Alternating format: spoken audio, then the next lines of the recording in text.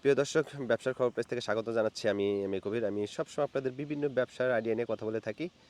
বাংলাদেশ যেহেতু কৃষি প্রধান দেশ, এই দেশে কৃষক বেশি এবং কৃষি নির্ভর মানুষের জীবন জীবিকাটাই বেশি।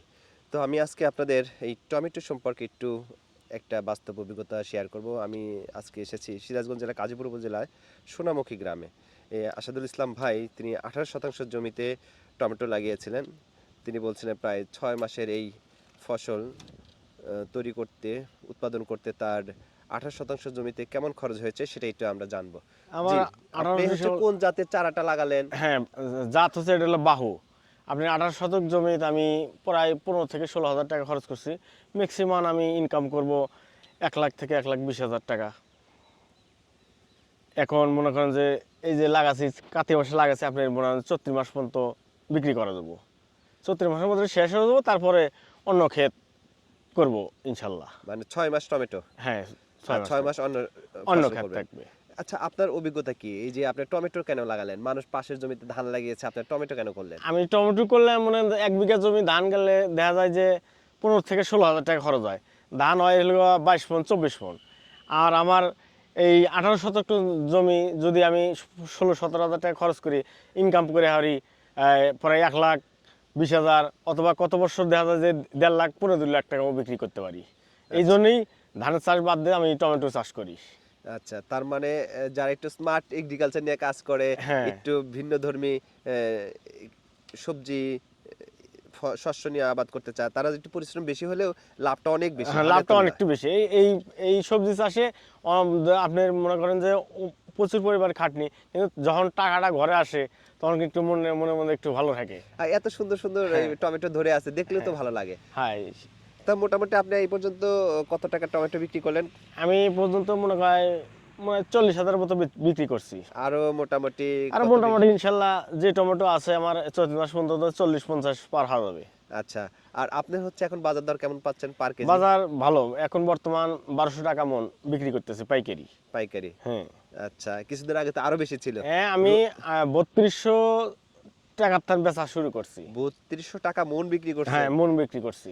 মানে তাহলে প্রায় 80 টাকার কাছাকাছি হ্যাঁ, কেজি, পার কেজি। হ্যাঁ, এখন 30 টাকা কেজি। এখন 30 রোজার টাকা মধ্যে তো, পাইকারি। রোজার মধ্যে আরেকটু বাড়ার সম্ভাবনা আছে। বাড়ার সম্ভাবনা আছে। আচ্ছা, আপনি বলছিলেন এই যে আপনার পাশেই আরেকটা জমি আছে, উনিও 18 শতাংশ জমি লাগাইছেন। উনি উনার উনার মানে গাছের চেহারা, উনার শস্যের পরিমাণ আপনার চেয়ে বেশি। আমার থেকে বেশি। এটা একটু আমাদের একটু বলবেন, মানে আপনার কি এমন ভুল ছিল যার কারণে আপনি মানে আপনার চেয়ে সে প্রায় 1/3, মানে আপনি যদি 1 লাখ টাকা লাভ করেন, তিনি প্রায় 1.5 লাখ টাকা লাভ 1.5 লাখ করবে। টাকা লাভ মানে করবে। এই যে কেন, মানে এই পাশাপাশি এখন জমি কিন্তু পাশাপাশি জমি আপনি মনে ভুলটা করেন, কোথায় ছিল আপনার? ভুল তো মনে করেন যে পাশাপাশি একসাথেই গাড়া, কিন্তু এখন কোন কারণে যে চারাগুলো গাড়ার পরে খালি চারাগুলো মরে গেল, মরে যাওয়ার পরে ওনার চারা একসাথেই ফালাছি, একসাথেই গাড়ছি, কিন্তু আমার মরে যাওয়ার পরে উনি চারা ঠিকই থাকলো।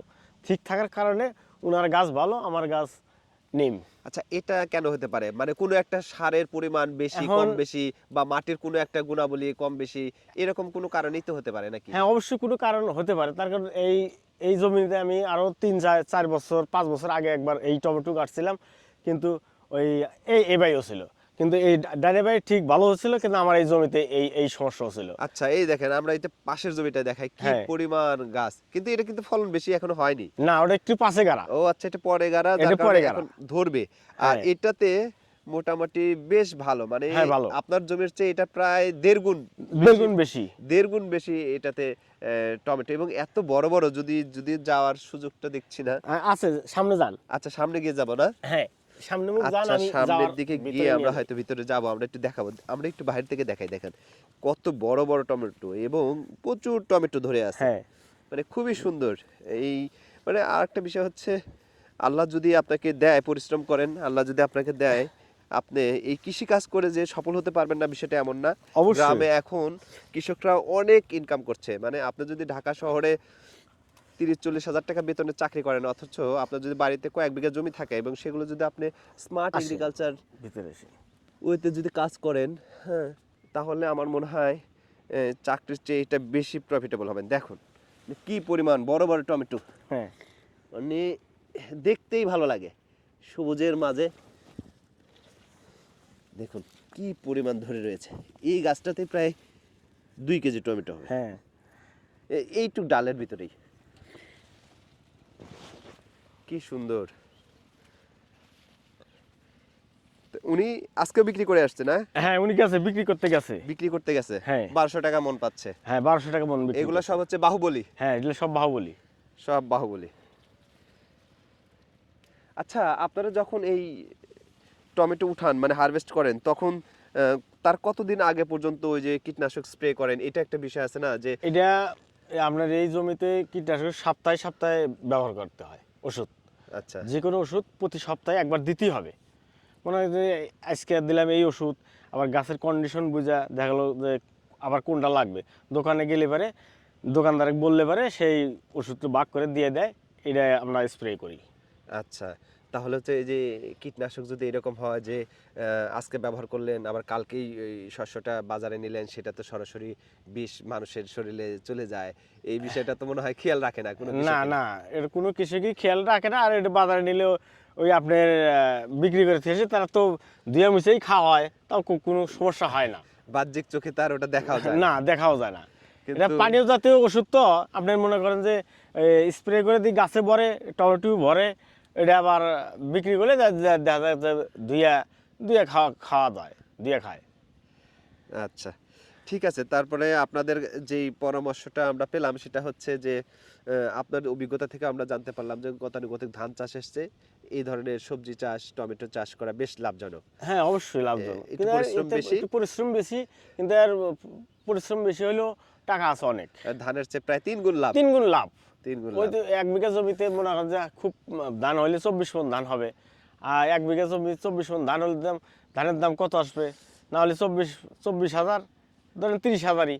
আর আর 1 বিঘা জমিতে নিম্নপক্ষে 2.5 লাখ 3 লাখ টাকা শস্য আসবে।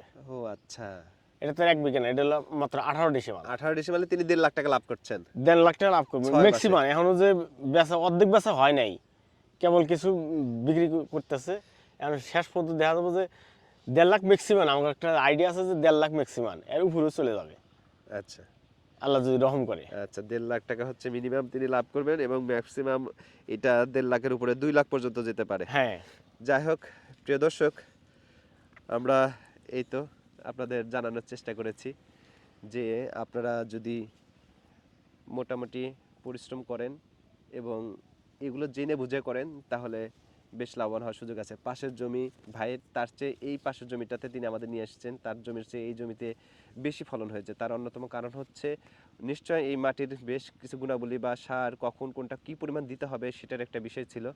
তো এই বিষয়গুলো আমাদের জানতে হবে, শুধু গাললেই যে হবে শস্য ভালো পরিমাণ পাওয়া যাবে এই বিষয়টা এমন না।